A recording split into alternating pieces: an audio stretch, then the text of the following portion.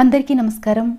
పాలు, జీడిపప్పులు, బాదం పలుకులు ఇలాంటి ఇంగ్రీడియంట్స్ ఏమీ అవసరం లేకుండా చాలా బేసిక్ ఇంగ్రీడియంట్స్తో సింపుల్గా తక్కువ ఖర్చుతో చేసుకోగలిగే బెల్లం పాశం ఎలా చేయాలో చూద్దాం. తింటూ ఉంటే పంటికి తగులుతూ చూయిగా నోటికి ఎంతో రుచిగా ఉండి తెలంగాణ ప్రాంతంలో ఎక్కువగా చేసుకునే ఈ పాతకాలపు సాంప్రదాయ తీపి వంటకం చేయడం కోసం వెడల్పాటి పళ్ళెం తీసుకొని ఒక కప్పు నిండా గోధుమ పిండి వేసి ఇందులో కొంచెం కొంచెంగా నీళ్లు వేసుకుంటూ గట్టి పూరీ పిండిలా కలుపుకోవాలి. ఇది చూడ్డానికి తాలికల పాయసంలా ఉంటుంది, కానీ తాలికలు బియ్యం పిండితో చేస్తారు, ఈ పాశాన్ని గోధుమ పిండితో చేస్తారు.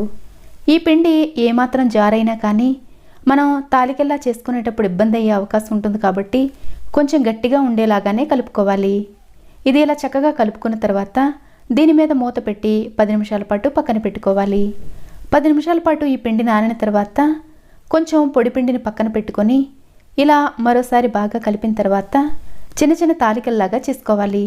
ఇవి మరీ లావుగా ఉన్నట్లయితే ఉడకడానికి కొంచెం ఇబ్బందిగా ఉంటుంది, కాబట్టి అలాగే తినేటప్పుడు కూడా నోటికి ఎంతో రుచిగా ఉండడం కోసం ఇలా చిన్న సైజులో చేసుకోవాలి. ఇలా ఒక చేతితో చేయడం కుదరని వాళ్ళు రెండో చేతిని కూడా ఉపయోగించి చేసుకోవచ్చు. ఇలా తాలికల షేప్లో మాత్రమే కాకుండా గుండ్రంగా కూడా కొన్ని చేసుకోవచ్చు. అయితే ఇలా చేసిన తాలికలన్నీ ఒకదానికొకటి అంటుకోకుండా ఉండడం కోసం ఇలా చేసిన వాటి మీద కొద్ది కొద్దిగా గోధుమ పిండి చల్లుకుంటూ ఉండాలి. అయితే ఇలా చేసేటప్పుడు ఈ తాలికలు కొంచెం గాలికి ఆరినట్లయితే మనం నీళ్లలో వేసి ఉడికించేటప్పుడు ఒకదానికొకటి అంటుకోకుండా ఉంటాయి. ఇలా కొన్ని తాలికల షేప్లోనూ కొన్ని రౌండ్గా కూడా చేసుకున్న తర్వాత పిల్లలు ఇష్టంగా తినడం కోసం ఇక్కడ నేను కొన్ని శంఖాల షేప్లో కూడా చేస్తున్నాను. ఇలా శంఖం షేప్లో చేయడం కోసం చపాతీ పీట మీద ఈ పిండిని ఇలా స్ప్రెడ్ చేసుకున్న తర్వాత చాకుతో చిన్న చిన్న ముక్కలుగా కట్ చేసుకోవాలి. అయితే ఇలా కట్ చేసేటప్పుడు మనం చిన్న సైజులో కట్ చేసినట్లయితే చిన్న శంఖాల్లో వస్తాయి, పెద్ద సైజులో కట్ చేసినట్లయితే పెద్ద శంఖాల్లో వస్తాయి. ఇలా అడ్డంగా నిలువుగా స్క్వేర్ షేప్లో కట్ చేసుకున్న తర్వాత ఇక్కడ చూపిస్తున్న విధంగా ముందుకి వెనక్కి దీన్ని ఫోల్డ్ చేసుకోవాలి. అయితే ఇలా మనం ఏ షేప్లో చేసుకున్నా కానీ మరీ లావుగా కానీ మరీ మందంగా కానీ కాకుండా అన్నీ కొంచెం ఒకే సైజులో చేసుకున్నట్లయితే ఉడికించేటప్పుడు ఇబ్బంది లేకుండా అన్నీ ఒకేలా ఉడుకుతాయి.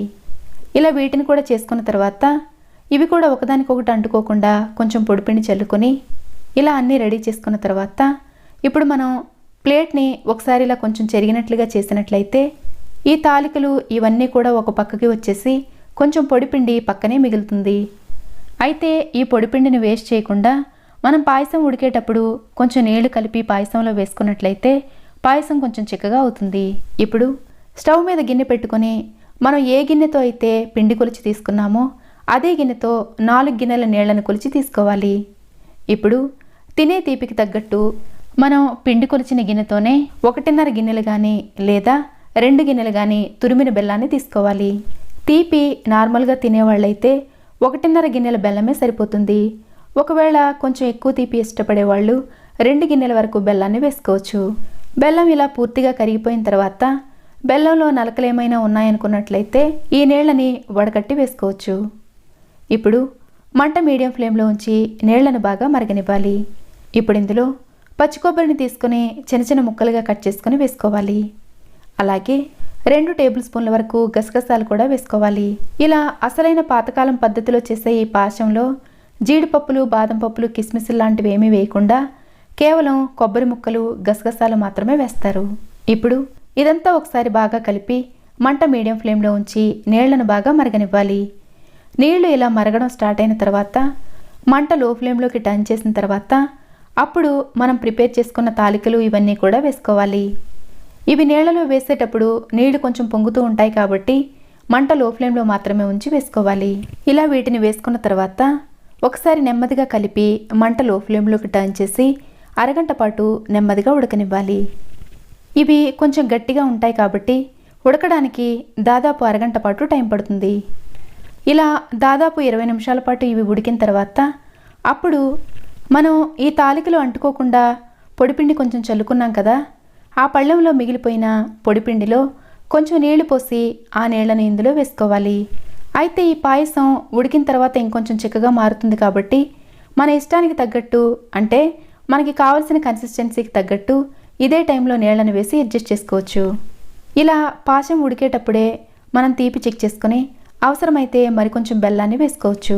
ఇదంతా ఇలా చక్కగా ఉడికిన తర్వాత ఇందులో ఫ్లేవర్ కోసం అరస్పూన్ యాలకుల పొడి వేసుకొని పాయసం మరింత ఫ్లేవర్ఫుల్గా ఉండడం కోసం ఇష్టమైతే 1 టేబుల్ స్పూన్ వరకు మంచి క్వాలిటీ ఉండే నెయ్యిని కూడా వేసుకోవచ్చు. అరగంట పాటు ఉడికించేసరికి ఈ తాలికలు చాలా పర్ఫెక్ట్గా ఉడికిపోతాయి. మీకు కావాలంటే ఉడికాయో లేదో తెలుసుకోవడం కోసం అవసరమైతే ఇలా ఒక తాలికని తీసుకొని చాకుతో కట్ చేసి చెక్ చేసుకోవచ్చు. లోపల పచ్చిదనం ఏమీ లేకుండా ఇలా చక్కగా ఉడికిపోయిన తర్వాత వేడివేడిగా సర్వ్ చేసుకుంటే ఇది చాలా చాలా రుచిగా ఉంటుంది. చాలామంది ఇది చూడ్డానికి తాలికల పాయసంలా ఉంది కాబట్టి బెల్లం తాలికలు అనుకుంటారు, కానీ బెల్లం తాలికల్ని బియ్యం పిండితో చేస్తారు, ఈ పాశాన్ని గోధుమ పిండితో చేస్తారు. పెద్దవాళ్ళు మాత్రమే కాకుండా పిల్లలు కూడా ఎంతో ఇష్టంగా తినే ఈ పాతకాలం నాటి పాశం రెసిపీ మీకు నచ్చినట్లయితే లైక్ చేయడం మర్చిపోకండి. Thanks for watching.